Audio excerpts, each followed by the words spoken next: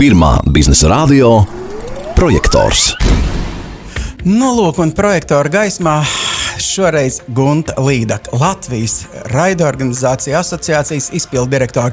Un es zinu, ka nu pat ir informācija, milzīgs projekts, kas, manuprāt, radīs furoru visu raidorganizāciju vidū vai starpā. Tātad, kas šis ir par notikumu, varētu teikt, tāds punkts jaunai attīstībai. Latvijas komerciālajām televīzijām un radio Saeimas cilvēktiesību komisija nobalsojusi, kā varētu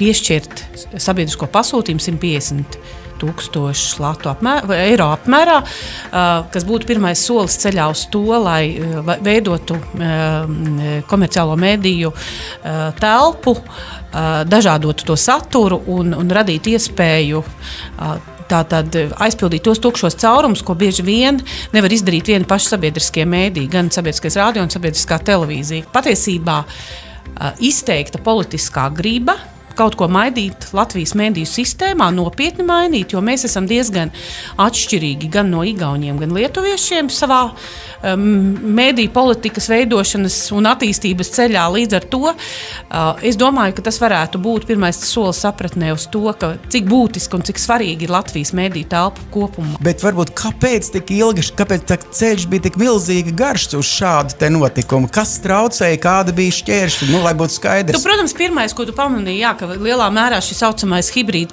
karš vai termins, ko pat izmanto dažādās formās un dažādās diskusijās, lai risinātu daudz un dažādu sasāpējušu problēmu, ir aktualizējis šo jautājumu. Sākās runa par šīs vienotās sabiedrības veidošanās. Tad tas laikam varbūt ir tas solis, kad arī šis brīdis beidzot ir pienācis.